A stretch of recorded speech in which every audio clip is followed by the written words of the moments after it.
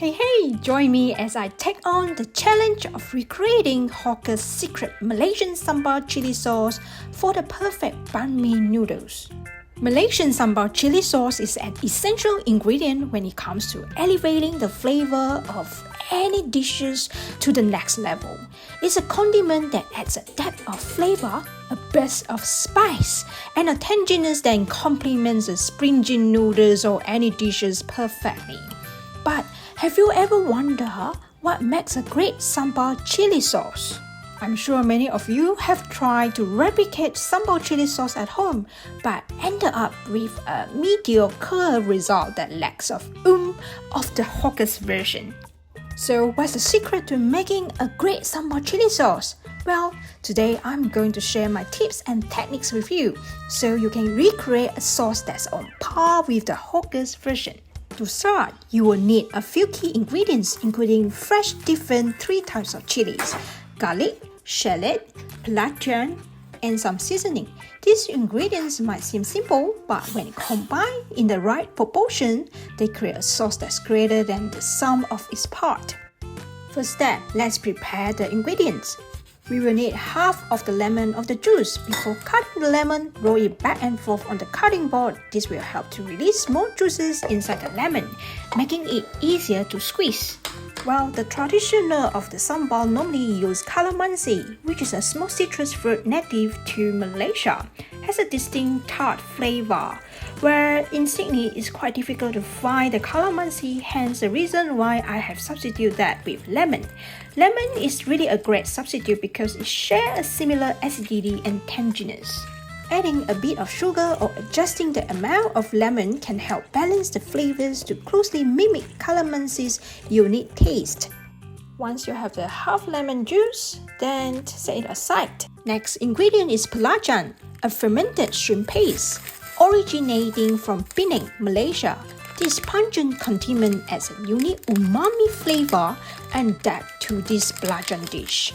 Its strong savory taste complements the sweetness of the coconut sugar and the heat of the chili sambal, creating a truly addictive combination. You may easily find this belacan brand from Penang in any Asian store in Australia. For today's recipe, we are using around 1 inch long of belacan. Let's prepare all our ingredients. Let's start by preparing our key ingredients, which is half big red onion, 1 shallot, 3 garlic cloves, lightly chopped as well. Let's toast all the aromatics together, which is a key unlocking the flavor through toasting. We're toasting all these garlic, shallots, onions, and belacans. Trust me, this is the secret to that authentic hawker taste. Don't rush this part. Toasting the belacan intensifies the flavor and gets rid of any bitterness. 2 to 3 minutes is all you need, just until it's fragrant. Remember, it's dry toast, no oil needed. Once toasted, put it into the food processor. Set it aside. Now balancing the heat. Here's another hawker secret. A balance of different types of chilies gives this sambal its complexity. So today we are going to use 3 big red chilies, 4 fresh green chilies, and 6 bird-eye chilies. Using the mix of fresh green and red chilies for sweetness, along with bird-eye chilies for an extra spicy kick. If you prefer a milder sambal, remove the seeds from the chilies. After wash these beautiful chilies, cut the chili pepper in half lengthwise. This will expose the seeds, making them easier to remove. Use a spoon or your fingers to carefully scrape out the seeds. The seeds are the main source of heat, so removing them will make the chili less spicy.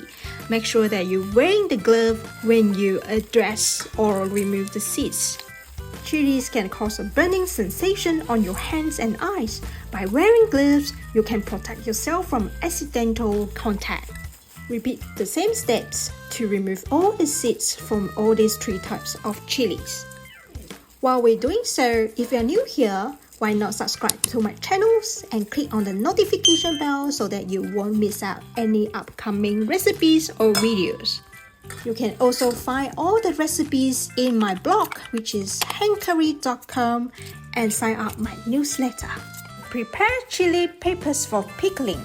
The first step is to cut them into smaller pieces before we send into the food processor. Using a kitchen scissors, roughly cut the chilies into bite size so they're easily processed in the food processor later. Next, transfer the cut chilies into heat-proof bowl. We are going to soak the chili peppers in hot water helps to soften the flesh, making them easier to blend and reducing their spiciness slightly. It also helps to preserve the vibrant green color of the chilies. Let them soak around 1 minute. After 1 minute, it's time to drain the excess water. A sieve is the perfect tool for this task. Use the sieve to scoop out all the chilies into the clean bowl. Gently shake the sieve to remove any remaining water from the chili peppers.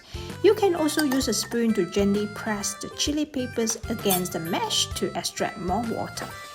Once done, now it's time to blend our sambal base. Start combining all our toasted aromatics and belacan into the food processor. We're looking for a coarse paste. Don't make it too smooth because the texture is everything in this sambal. Open the food processor lid. The pro tip here is to add 2 tablespoons warm water to help the blending process easier. When using a food processor, it's important to scrape down the sides of the bowl periodically. This ensures that all the ingredients are evenly processed and blended. Close the food processor and let's blend again. Now add in all the chopped and soaked chilies into the blender. Close the processor lid and let's blend again. Look at the color. The sambal chili paste has a vibrant, fiery color. The combination of the green, red, and bird's eye chilies gives a bold, rich hue. Once blended, it's time to season. We're using 2 tablespoons of fish sauce, which is for umami flavor. Pinch of salt. 2 tablespoons of coconut sugar for sweetness. Coconut sugar adds a subtle sweetness and depth of flavor to sambal. It helps to balance the heat of chili and other spices, creating a more complex and enjoyable taste. The final touch is a squeeze of lemon juice for the perfect tangy finish. You can always adjust your taste about the sweetness, sourness later on. Give our sambal the last final few seconds of bliss. Always taste your sambal to make sure the flavors are balanced. Need more heat? Add some extra bird eye chili. Too spicy? A bit more coconut sugar will balance it out. Yippee! Our sambal is now ready. This can be stored in an airtight container and keep in the fridge for up to a week. Perfect for any Malaysian dish, noodles dish, pan mee, or any stuff you're craving. And I love to dip with any fried tofu with this chili sambal. And there you have it, the ultimate hawker-style secret sambal chili sauce. This sambal adds that essential layer of heat and flavor that transport you straight to the streets of Malaysia. In conclusion, making sambal chili sauce is an art that requires patience, practice, and attention to detail. But with these tips and hawker techniques, you'll be well on your way to creating a sauce that's worthy of the hawker's version. So don't be afraid to experiment, try new ingredients, and adjust the flavors along the way. If you got a favorite sambal chili sauce recipe or a secret ingredient you would like to share, leave it in the comments below. And if you're looking for more delicious Malaysian recipes, be sure to check out my other videos, which is chili sambal for our coconut rice nasi lemak. Here's recap my rich, fiery, and absolutely addictive chili sambal belacan recipe, or you can go to hankery.com for printout recipe. Why not check out my next quick and easy pickled green chilies recipes? Links in the description box below. Be sure to click on the notification bell so that you won't miss out any upcoming recipes. See you next week.